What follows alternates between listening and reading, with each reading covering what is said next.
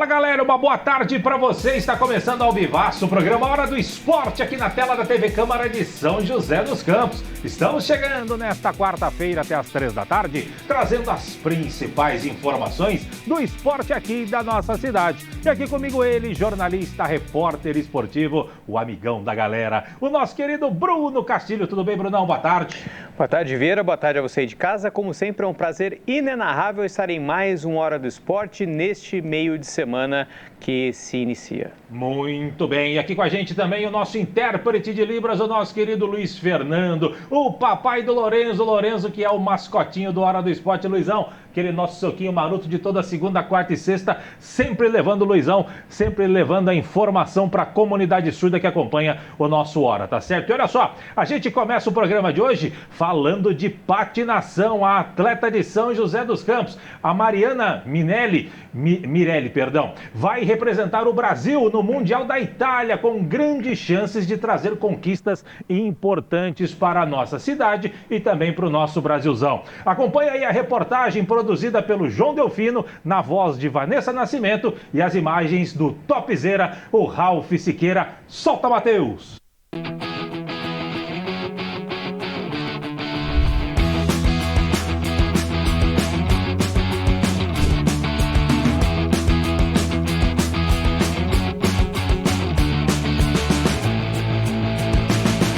Essa daí é a Mariana.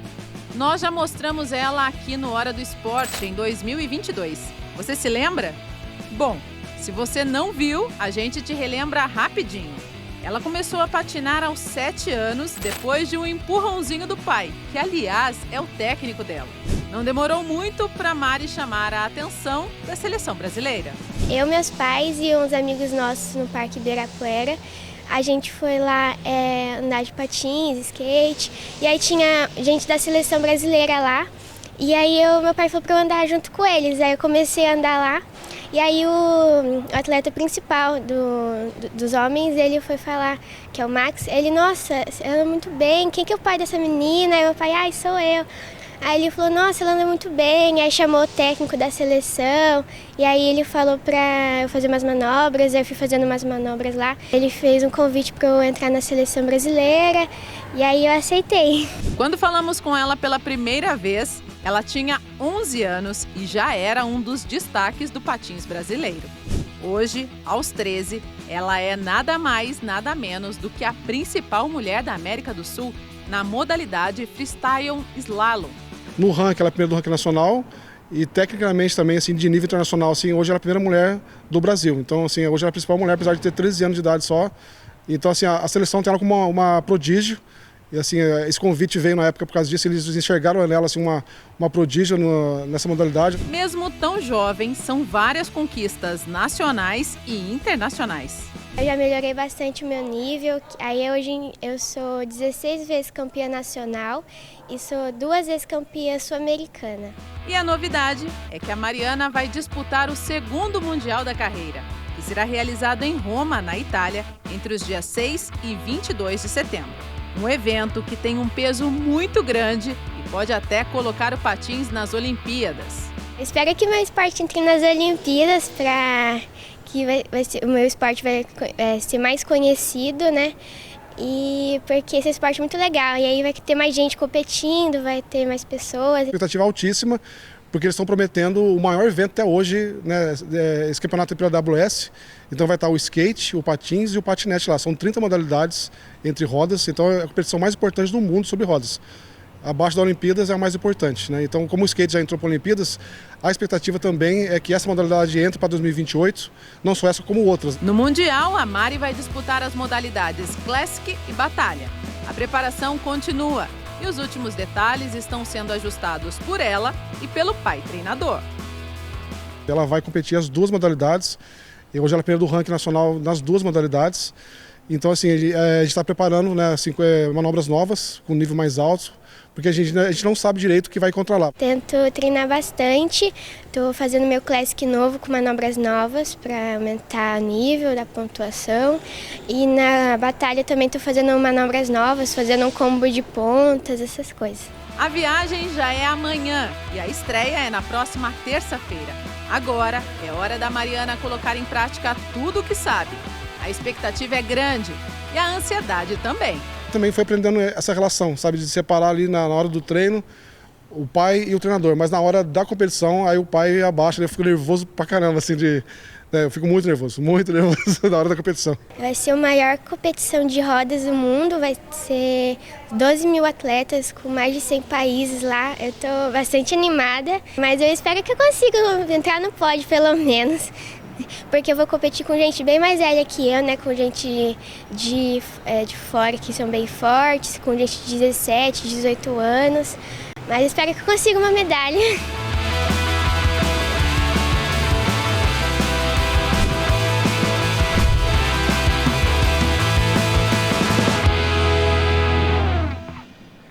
Belezinha, né, Bruna? A gente, há 2 anos atrás, fez a matéria, até a Beth lembrou aqui no ponto, como ela cresceu, né, nesses 2 anos, da primeira para essa segunda matéria, e a gente só pode desejar toda a sorte e sucesso do mundo para você, Mari, independente dos resultados que acontecerem lá na Itália, você já é uma vencedora, já é referência na patinação e esperamos que a patinação, de fato, entre nas Olimpíadas e que, com certeza, você representará o Brasil em uns Jogos Olímpicos, caso isso aconteça, não, Brunão? Eu que fiz a matéria de 2022, né, a primeira, muito bacana rever a Mari depois de tanto tempo mesmo sendo pela televisão.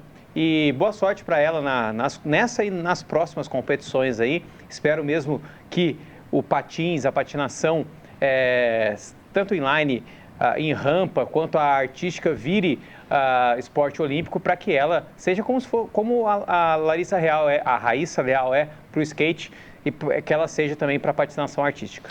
Verdade. Parabéns para o João Delfino, que fez a matéria, estava com problema, estava afônico, não conseguiu gravar a voz da matéria. A Vanessa Nascimento veio a brilhantar. Parabéns também para o Israel pela edição e também o Ralf Siqueira, o topzera, com as imagens chic show em mais uma matéria aqui para o nosso Hora do Esporte, tá certo? A gente vai para o primeiro intervalo do dia, não sai daí, já voltamos.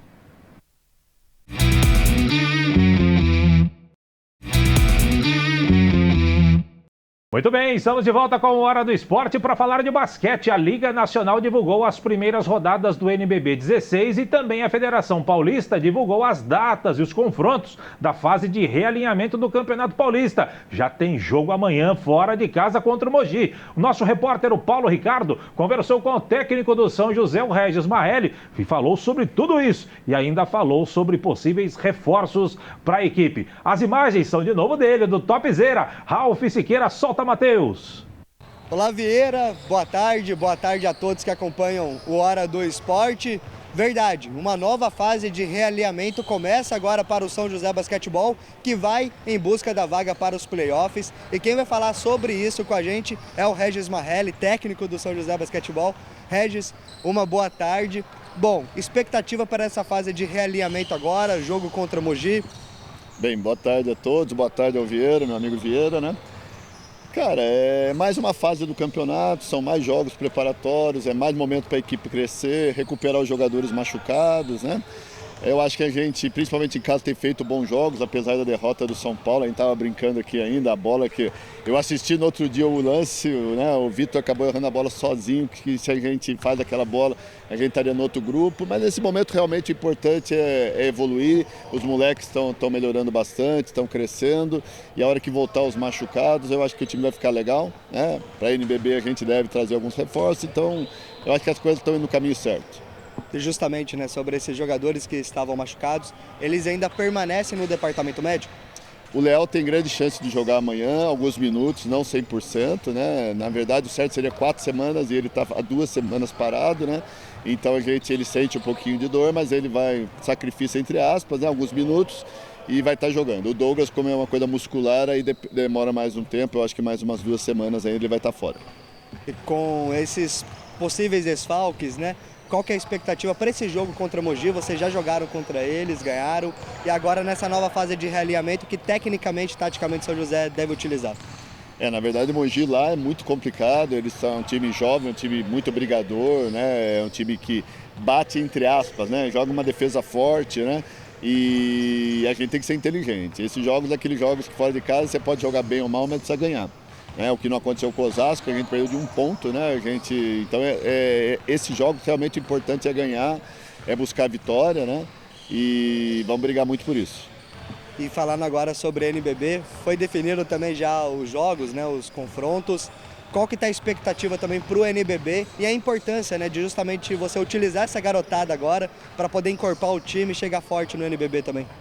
Além do Campeonato Paulista ser um campeonato muito forte, eu acho que ele é o campeonato que mais revela os jogadores. Então, é um momento realmente de usar os jovens, da oportunidade, né, da bagagem para eles, para a gente saber realmente quem está em condições de jogar o NBB, né, que realmente vai poder somar a equipe, que vai ter minutos de quadra. E eu acho que nesse aspecto a equipe está indo muito bem, os garotos têm evoluído bastante, né, e eu estou muito feliz com isso, né. E a gente espera realmente que possa usar esses garotos o maior tempo possível no NBB. Perfeito. E Regis, o Vieira te manda mensagem todo dia no WhatsApp, né? Te perturba bastante, querendo saber de reforço. E ele pediu para poder perguntar lá do estúdio, quando é que o Choro chega aqui no São José de volta e quem que é o segundo reforço? O Choro, na verdade, ele está jogando as finais, o time dele foi para as finais do Campeonato Venezuelano, né? E está muito adiantado as coisas, mas não está fechado 100%, é porque ele está jogando, né? Seria até uma falta de ética na situação, né? Ele está jogando ainda, mas está bem encaminhado, é um jogador que nos interessa, não vou falar que não interessa. E nós devemos trazer mais um jogador se tudo correr bem, né? Então a ideia é essa daí, está difícil, o mercado está muito complicado, né? Com essa história do Campeonato Mexicano se estender, na verdade o campeonato vai até dezembro esse ano, mudou muito a situação, muitos jogadores foram para lá, né? Então está um pouco complicado aí, mas com certeza a gente vai atrás de alguém para ser mais um reforço e poder ir forte para a NBB. Perfeito. Muito obrigado, Regis. Então é isso, Vieira. A gente, claro, vai atualizando tudo sobre o São José Basquetebol. Desejamos sorte também na partida contra o Mogi. Devolva aí nos estúdios. Um forte abraço. Valeu, Paulito. Obrigado pelas informações. Abraço, Regis Marrelli. É o São José, Brunão. Aí tem possivelmente o Leal deve voltar para esse jogo contra a equipe do Mogi. O Douglas dos Santos ainda não, mas é um jogo que dá para o São José vencer. Lembrando que São José e Mogi já fizeram a final do Campeonato Paulista em 2015 com o São José campeão lá no Hugo Ramos, que é o palco do jogo de amanhã. O fato do Leal voltar já é um bom reforço aí para o São José, né? Com os dois, tanto o Douglas quanto o Leal fora, é uma boa parte que o São José perde, né, com os dois fora de combate. Então o Leal voltando é um bom reforço para o São José para esse jogo contra o Mogi, que acho que desse grupo que ficou, né, que o São José ficou dos de baixo ali do rebolo, o São José, como você disse no programa passado, é o que se desponta entre os 4 ou 5 que ficaram ali.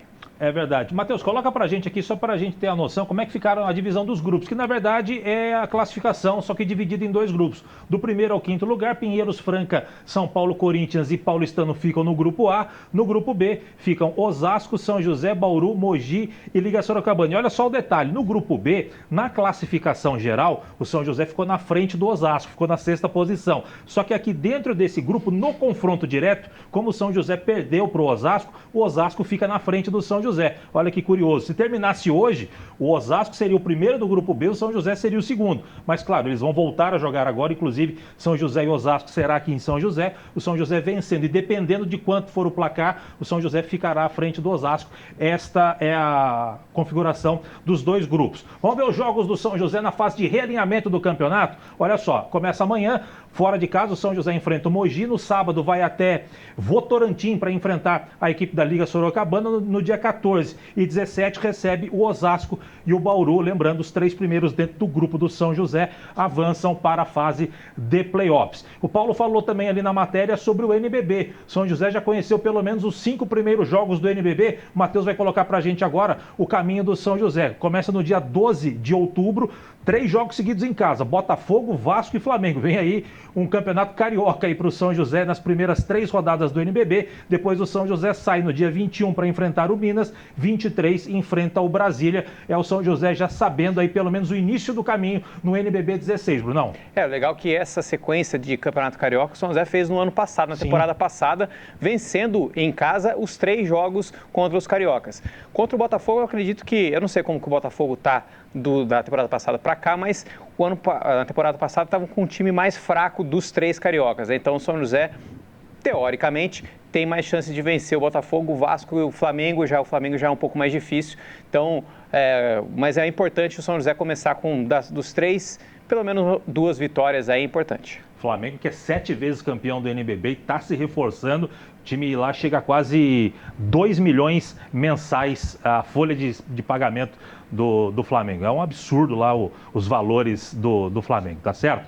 Sorte para o São José. Sexta-feira a gente traz todos os detalhes deste São José e Mogi. Brunão, ainda no assunto basquete, falando do Brasileirão Feminino Sub-23 de basquete, que começou na última segunda-feira com a participação de 6 equipes. Maringá, Catanduva de São Paulo, Basquete Pinda, Ourinhos, o São José e, obviamente, o basquete... Obviamente é o São José e o basquete cearense. E o São José, que, aliás, é o atual campeão da competição, título conquistado ano passado lá em Catanduva.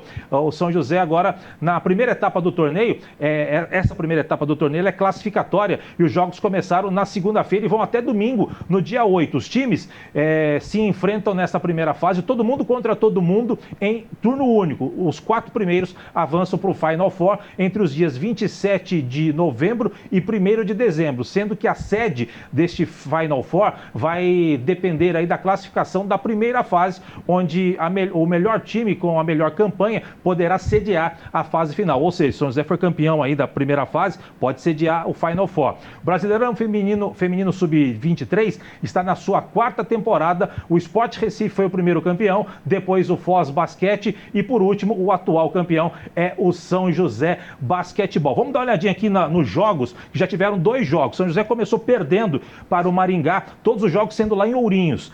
O São José perdeu para o Maringá o primeiro jogo por 56-42. Ontem se recuperou, bateu o Basquete Cearense por 73-22. Amanhã volta à quadra enfrentando o Catanduva. Repito, todos os jogos, a sede em Ourinhos, lá no ginásio Monstrinho, Brunão.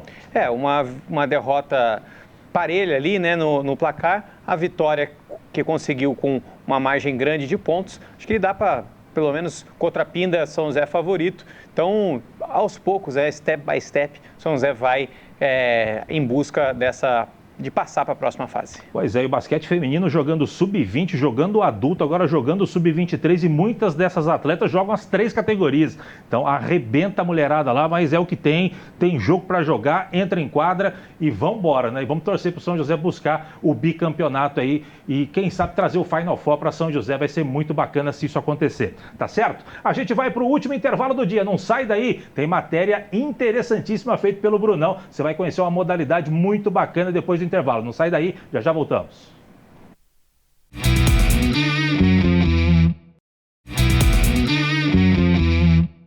Muito bem, estamos de volta com o Hora do Esporte para falar de um esporte que, ao mesmo tempo que parece familiar, não é bem assim não. Ele parece rugby, lembra futebol americano, mas não é nenhum dos dois. É o flag football.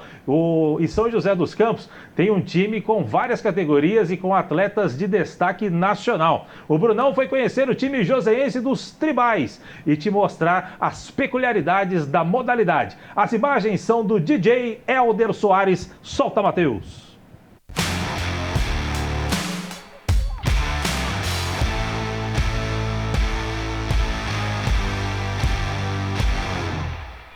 Olhando assim, de longe, parece que essas pessoas estão jogando rugby, um esporte que já é conhecido por muitos na cidade.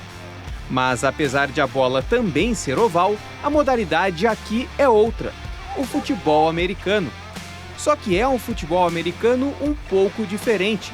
No lugar das armaduras e do capacete, os atletas carregam fitas penduradas à cintura, que, se tiradas pelo adversário, param a jogada de ataque.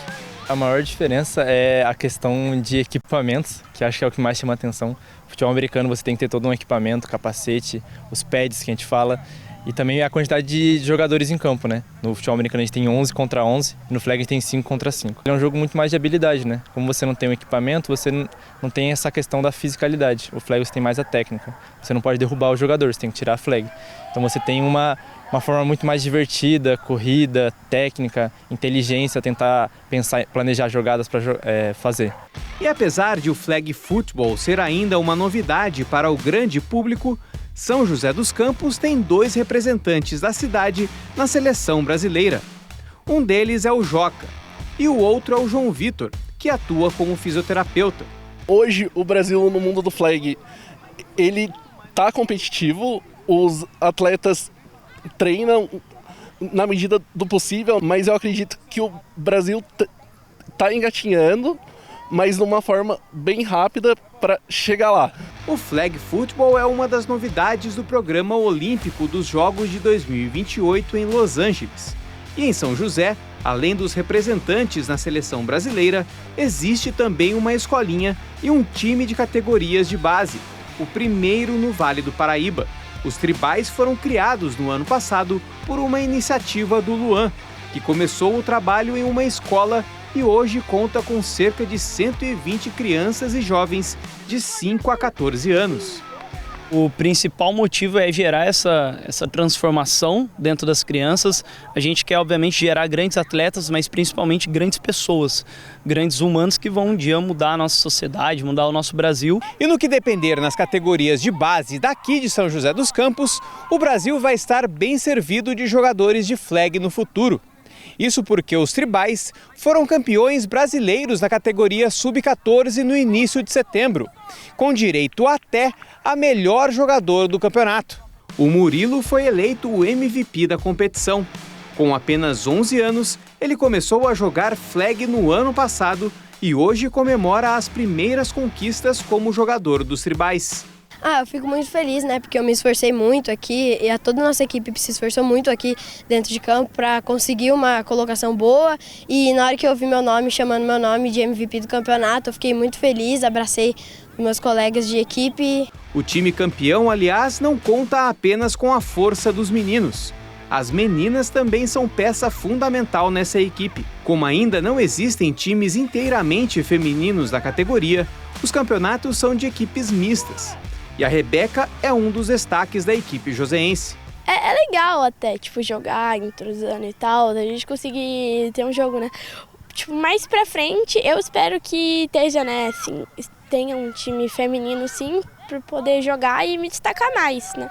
Com o título brasileiro conquistado, os jogadores dos tribais ganharam a oportunidade de estar na Arena Corinthians na sexta-feira, para assistir de perto a partida entre Philadelphia Eagles e Green Bay Packers, válido pela NFL, a Liga de Futebol Americano. Para mim vai ser incrível a gente estar lá vendo o jogo dos Eagles e do Packers, ainda mais o Eagles sendo o meu time favorito, conhecer todos os jogadores, falar com todo mundo. Agora a gente está esperando ainda uma liberação da CBFA, que é a organização, né, do campeonato e da própria NFL, de futuramente, ano que vem, a gente representar o Brasil em Orlando, né, porque cada representante, cada continente, o campeão representa seu país num campeonato internacional. E aí agora a nossa visão está lá agora. E é com essa sementinha do futebol americano plantada agora que eles esperam, daqui 4 anos, formar jogadores que possam brilhar na seleção brasileira e, quem sabe, estar nos próximos Jogos Olímpicos em 2028. Se vocês puderem ter a oportunidade de parar e perceber, conversando, também vendo as entrevistas com essas crianças, vocês percebem quanto elas são apaixonadas por esse esporte. Isso é muito interessante, porque o esporte acabou de se tornar mais relevante agora com as Olimpíadas, mas você vê crianças tão novas, com tanta paixão, é algo muito inspirador.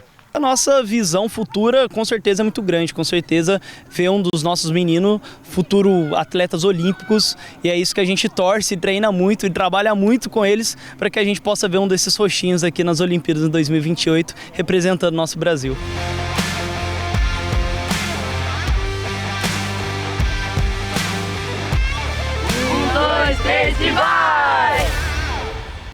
Legal, né, Brunão? Isso mostra que a nossa cidade realmente é um polo esportivo, tem esporte para para todos os gostos, e agora tem o flag também. Só faltou o Brunão correndo atrás lá para tirar a fitinha do povo lá da molecada. Ia ser bacana, a fitinha não, o flag, né? E foi muito bacana. Parabéns a Beth pela edição também, tirou leite de pedra, porque ali o local onde é conhecido como Maconhão, né? Ali a Praça Eurípides, alguma coisa, né? Florípides. Como é que é? Floripes Bicudo. Florípides. Floripes Bicudo. Popular Maconhão, todo mundo conhece como Maconhão lá. É o nome popular que usa lá. E lá é muito escuro, realmente, e aí o Helder trabalhando ali também, a Beth trabalhou bem também na edição da matéria ali para poder levar a melhor imagem para você. E parabéns pela matéria, que ficou muito boa, explicativa, ilustrativa do que é o Flag Futebol, time aqui de São José dos Campos. Eu não joguei, mas eu não estava preparado. Mas na próxima eu levo minha chuteira, a gente faz uma gravação lá de dia. E é legal que eles vão disputar ou ganhar o Brasileiro, eles estão se preparando para disputar o Paulista, acho que no final talvez outubro ou novembro, tem o Campeonato Paulista também.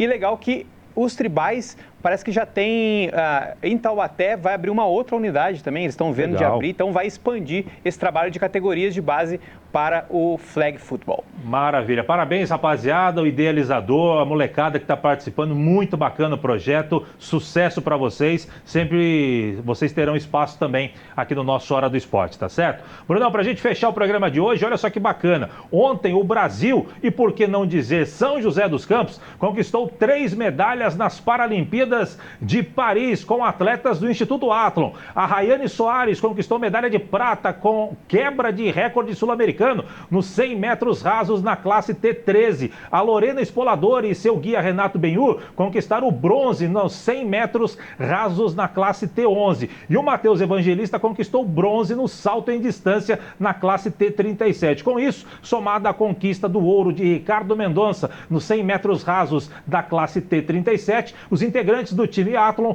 em Paris somam 4 medalhas. E daqui a pouco, o goalball masculino, que tem atletas do São José, vão disputar o bronze contra a China ou o Japão, Bruno. Pode chegar mais uma medalha hoje. Pois é, importantíssimos resultados. Parabéns a todos que ganharam, parabéns ao Kelvin também, chefe da delegação, parabéns ao Instituto Athlon pelo trabalho também. Parabéns para todo mundo, representando muito bem a nossa cidade, principalmente também o nosso Brasil, tá certo? Sucesso para vocês, sexta-feira mais detalhes dos para-atletas de São José lá em Paris. Brunão, vamos embora? Bora. Bora, um grande abraço para você, Brunão, sempre um prazer dividir o Hora do Esporte contigo até sexta-feira. Foi um prazer inenarrável estar em mais um Hora do Esporte, até sexta, tchau. Luizão, aquele abraço, sempre um prazer estar contigo. Quase que eu dei um croque nele. Luizão, gente da melhor qualidade, o nosso soquinho maroto. Luizão sempre levando a informação para a comunidade surda que acompanha o nosso Hora do Esporte. A gente vai chegando ao final do programa de hoje, agradecendo a sua audiência, a sua paciência. Você fica agora com a programação da TV Câmara. Eu, Brunão, Luizão e grande equipe. A gente volta na sexta-feira para fechar a semana e te deixar muito bem informado dos esportes da nossa cidade. De minha parte, grande abraço, até sexta. Tchau, tchau.